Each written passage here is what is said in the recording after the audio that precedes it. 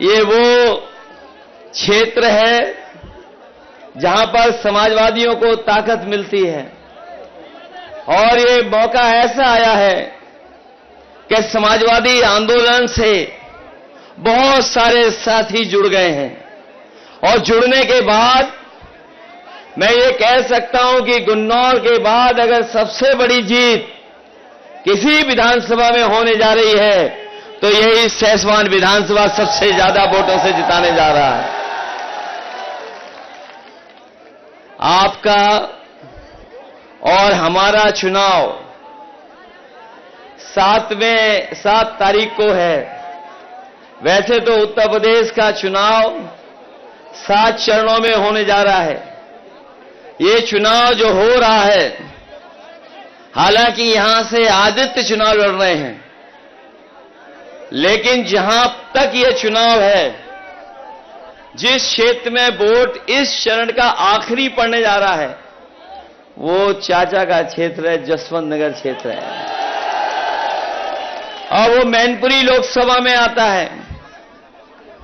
अब ये मुकाबला इस बात का है कि सैसवान के लोग ज्यादा वोटों से जिताएंगे कि चाचा के क्षेत्र के लोग समाजवादी पार्टी को ज्यादा वोटों से जिताएंगे। और हमें तो ये लगता है कि बदायूं की जनता ने इतना प्यार दिया है चाचा को कि अब चाचा यहीं के रह जाने वाले हैं। अभी तक तो आपको किसी को कह के काम कराना पड़ता था, अब आदित्य आ गए हैं, चाचा हैं, तो अब आपको कहीं किसी और से नहीं कहना पड़ेगा, अपने आप सीधा सीधा आपका काम होगा। मैं अभी 1 दिन पहले ही आपके जिले में आया था और मैंने जो जन समर्थन देखा था, उससे ज्यादा हमें यहां पर जन सैलाब दिखाई दे रहा है। हालांकि हमारा पंडाल छोटा पड़ गया, जहां धूप है और धूप के बावजूद भी लोग अपने अंगोछे से सर ढक करके धूप से बचते हुए हम लोगों का कार्यक्रम सफल बना रहे हैं।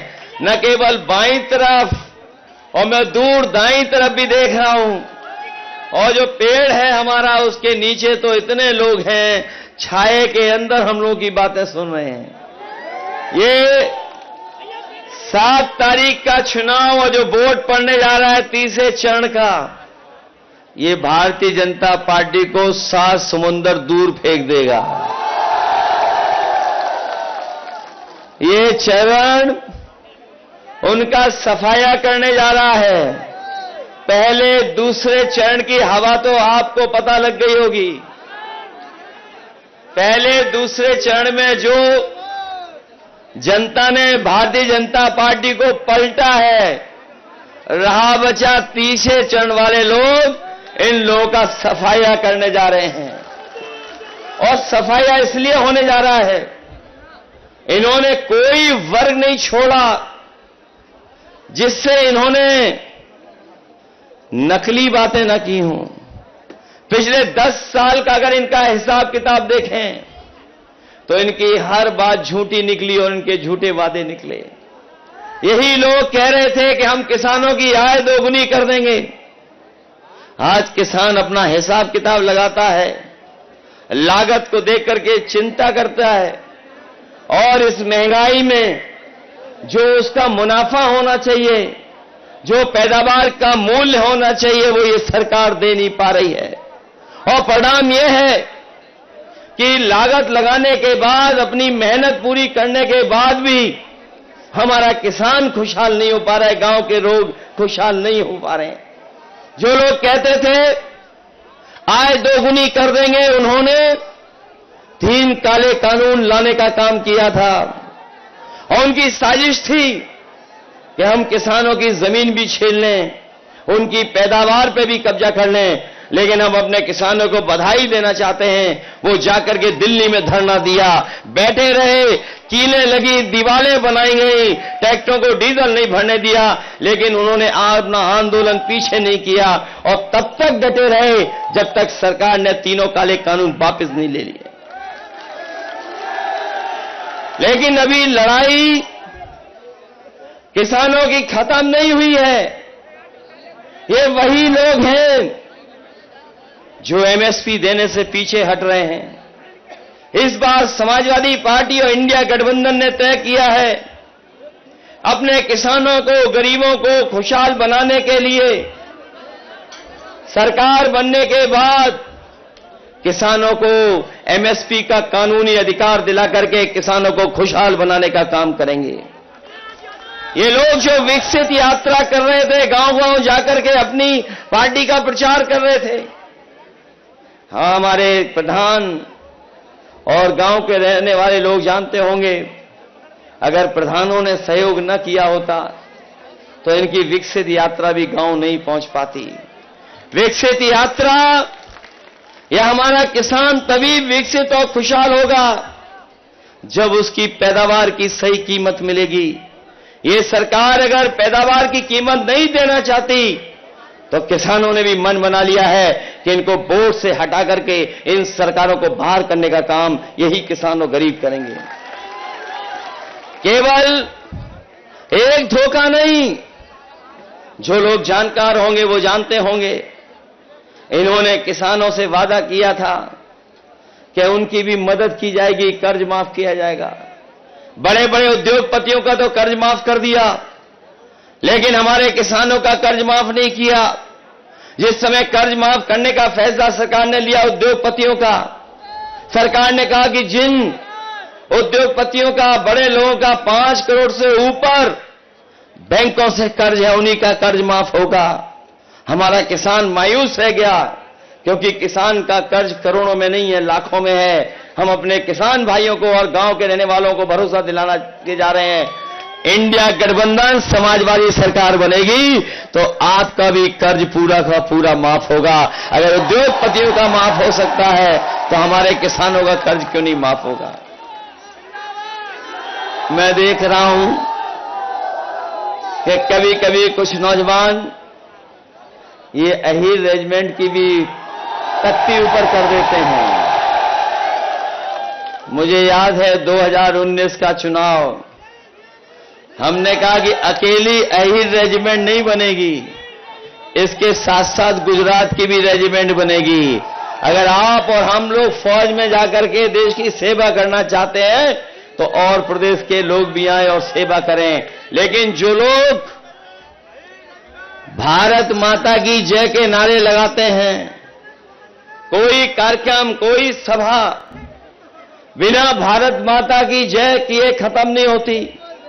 हम और आप लोग भी भारत माता की जय बोलते हैं, लेकिन दुर्भाग्य देखो, जो फौज हमारी सीमा पे खड़ी होती है, जो अलग सी परिस्थितियों में देश की सीमा की रक्षा करती है, उस नौकरी को इन्होंने आधा अधूरा बना दिया। अग्निवीर जैसी नौकरी बना दी। हम अपने नौजवानों को कह के जा रहे हैं, इंडिया गठबंधन और समाजवादी सरकार बनेगी, अग्निवीर जैसी व्यवस्था को हमेशा हमेशा के लिए खत्म करने का काम करेंगे। ये अग्निवीर आधी अधूरी नौकरी है। अगर कोई इसमें चला भी जाएगा तो कितने साल का मौका मिलेगा उसे? 4 साल का मौका मिलेगा, और आपको जो सुविधाएं मिलनी चाहिए वो भी नहीं मिलेंगी। याद होगा, नेताजी ने अपने शहीद जवानों के सम्मान में यह फैसला लिया था कि अगर कोई जवान सीमा पर शहीद होगा तो उसका पूरा का पूरा सरकार खर्चा करेगी और पूरे सम्मान के साथ उसके घर परिवार में पार्थिव शरीर पहुंचाया जाएगा। लेकिन अग्निवीर अगर कोई शहीद होगा तो शायद उसको वो भी सम्मान नहीं मिलेगा। इन्होंने केवल अग्निवीर से नौजवानों को निराश नहीं किया, बल्कि इस सरकार में जितनी भी परीक्षाएं लिखी गई हैं सब पेपर लीक हो गए। और हमारा नौजवान जानता होगा, 10 परीक्षाओं से ज्यादा के पेपर लीक हुए हैं, और यह सरकार जानबूझ करके करा रही है। जिन नौजवानों का इन्होंने भविष्य अंधकार में डाला है, अगर हम उनका हिसाब किताब लगा लें तो अभी तक 60 लाख ऐसे बच्चे हैं जो परीक्षा लिखने गए, लेकिन परीक्षा का पेपर लीक हो गया, उसकी वजह से वो परीक्षा नहीं दे पाए। वो 60 लाख हैं, और अगर उनके मां बाप को जोड़ दें तो 60 लाख गुणा 3 कर दें। अगर हम एक जो नौजवान था जो परीक्षा देने गया था, उनके मां बाप 3 सदस्य अगर हम जोड़ लें तो 60 लाख से अगर हम गुणा कर देंगे तो 1 करोड़ 80 लाख, और यही 1 करोड़ 80 लाख का अगर हम भाग दे देंगे 80 लोकसभाओं से, तो इनका 2,25,000 लोग नाराज हैं इनसे। बताओ 2,25,000 से कैसे बचेंगे ये? केवल यही हिसाब किताब नहीं, बल्कि आपने देखा होगा इनकी सरकार में हर एक वर्ग के लोगों को धोखा दिया है इन्होंने। ये अब जो लोग संविधान को खत्म करना चाहते थे, अब उस रास्ते पर हैं कि बाबा साहब भीमराव अम्बेडकर जी का संविधान को भी ये छेड़खानी करके खत्म करना चाहते हैं। लेकिन हमने देखा है जनता को कि जो लोग संविधान खत्म करना चाहेंगे, उन लोगों को सरकार से बाहर निकालने का काम जनता करने जा रही है। न केवल ये संविधान पे खतरा पैदा किया है, बल्कि याद होगा इन लोगों ने हमें और आपको कोरोना में वैक्सीन लगवा दी। बताओ वैक्सीन लगने वालों को खतरा हो गया कि नहीं हो गया? एक तरफ संविधान को खतरा और दूसरी तरफ हमारी आपकी जान को खतरा पैदा कर दिया। इन्होंने किसी को नहीं छोड़ा जिसको वैक्सीन न लगवा दी हो। बताओ वैक्सीन की सूचना तो पढ़ ली होगी आपने कि जिन्होंने वैक्सीन लगवाई है उनको हार्ट से लेकर के और भी कुछ चीजों की चिंता करनी पड़ेगी। हम आज सरकार से कहना चाहते हैं कि अगर आपने वैक्सीन फ्री लगवाई थी तो कम से कम गरीबों का और जिन लोगों को वैक्सीन आपने लगवाई है उनकी जांच और ईसीजी भी फ्री हो जाना चाहिए। क्योंकि अगर वैक्सीन लगी है तो पता नहीं कब खतरा पैदा हो जाए। इसलिए सरकार ये जिम्मेदारी ले, अगर उन्होंने वैक्सीन की जिम्मेदारी ली थी तो इस बात की भी जिम्मेदारी ले कि गरीबों की जांच फ्री होगी। जांच फ्री कर करके ईसीजी कराए, नहीं तो पता नहीं कब किसका हार्ट अटैक आ जाए, कोई पता नहीं। इसलिए ये सरकार ऐसी है जिसने न केवल किसान नौजवानों को धोखा दिया है, बल्कि वैक्सीन के नाम पर आम लोगों को धोखा देने का काम किया। और वैक्सीन जो कंपनियां थीं उनसे भी पैसा वसूल लिया। इलेक्टोरल बॉन्ड जो इन्होंने लिए, कोई नहीं बची कंपनी जिससे पैसा न ले लिया हो। चंदा लिया है और दबाव बना करके चंदा लिया है। 1,000 करोड़ से लेकर के 1,000 करोड़ से लेकर के कई सौ करोड़ चंदा वसूल लिया। बताओ चंदा वसूला कि नहीं वसूला इन्होंने? और याद रखिएगा, अगर चंदा वसूला गया है, जिन उद्योगपतियों से उन्होंने मुनाफा के लिए आज महंगाई हमारे और सामने लाने का काम किया है, महंगाई भी उसी के कारण है। इसलिए हम आपसे विशेष अपील करने आए हैं। ये 7 तारीख को वोट पड़ने जा रहा है। ये तीसरे चरण का चुनाव है। बदायूं से लेकर के मैनपुरी, बदायूं से भी नेताजी सांसद रहे, आपने चुन करके भेजा। जितना लगाव उनको मैनपुरी इटावा से था, उससे ज्यादा लगाव बदायूं की जनता से भी नेताजी का हमेशा बना रहा है।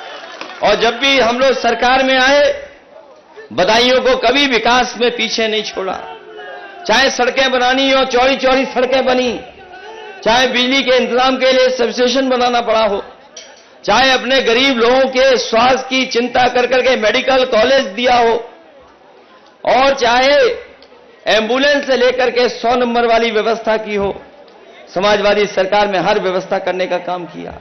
चाहे लैपटॉप बांटने की बात रही हो और चाहे और सुविधा देने की बात रही हो, समाजवादी सरकार में सुविधा हमेशा देने का काम हुआ।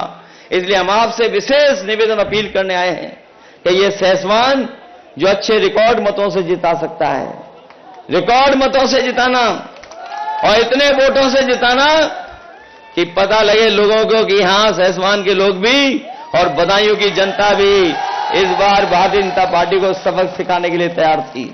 इसलिए मदद करिए, सहयोग करिए। हम आपको भरोसा दिलाते हैं, जिस विश्वास के साथ आपने हमेशा सहयोग किया है इस क्षेत्र के विकास के लिए, हम समाजवादी हमेशा तैयार रहेंगे। और आदित्य तो नौजवान है, नौजवान बहुत दिनों तक आपके बीच में रहेगा और बिना भेदभाव के आपके बीच में आपका सम्मान कर करके इस क्षेत्र का विकास कराने का काम करेगा। उसके लिए जो भी सहयोग करना पड़ेगा, हम समाजवादी लोग मिलकर के उसका सहयोग करेंगे।